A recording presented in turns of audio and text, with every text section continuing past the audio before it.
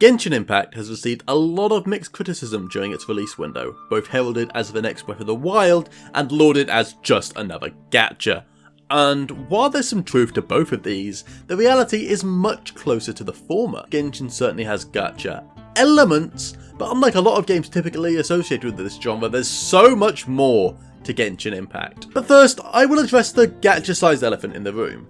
Yes, you can pull for characters, and it's fun, and we see online already these waifus and husbandos have grossed millions for miHoYo, and no doubt this will continue to grow. But these aren't required, and certainly aren't a core gameplay mechanic. The only other gACHA I've truly grown invested in is Kingdom Hearts Union Cross, which heavily revolved around pulls. You cannot complete even the most basic of gameplay tasks without pulling for incredibly powerful medals multiple times, or somehow struggling by with the weaker versions you can get from events. Pulling for good medals and grinding was the majority of the game, as well as leveling yourself up across a dozen categories that can be hard to keep track of. And it's true, all of these elements can be found in Genshin.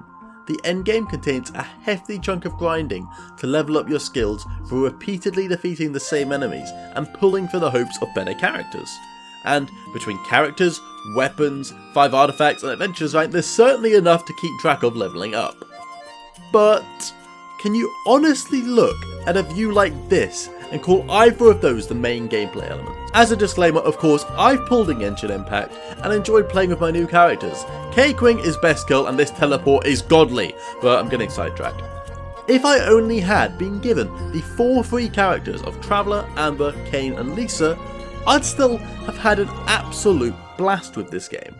The core of this game is getting invested in the surprisingly deep and rich world that doesn't shy away from dark topics that make you think, and equally contrived situations that make you laugh. You glide onto a random person's boat and they aren't chill about it, they call you out about how weird of a thing that is to do.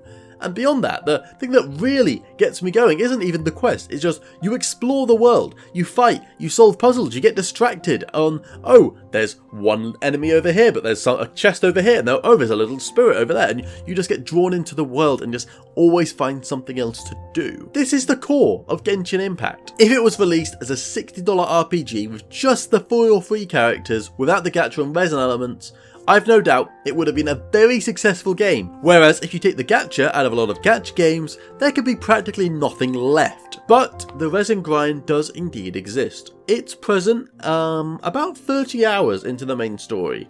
You don't really need resin before that at all. And here's the thing.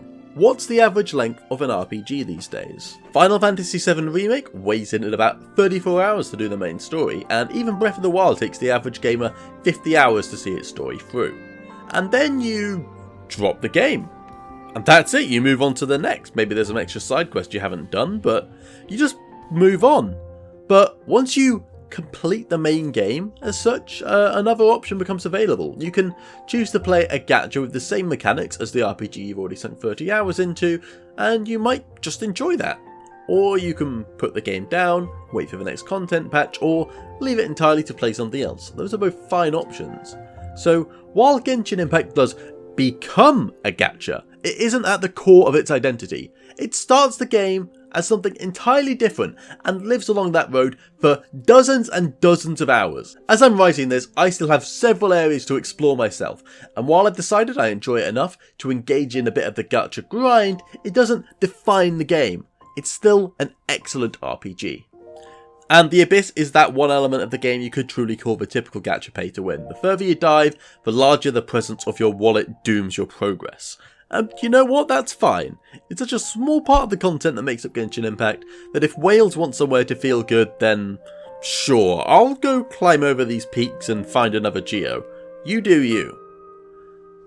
Thanks for watching, and please like the video if you appreciate what I've got to say, if it's maybe changed your mind on Genshin Impact, and if it's not, let me know in the comments below why not. So if you've enjoyed the video, please consider subscribing. Only about 6% of you do, and I'd really appreciate the support, so please consider clicking the red button, and I won't even ask you for the bell. But most of all, thanks for watching, and yes, may your pulls still be 5-star.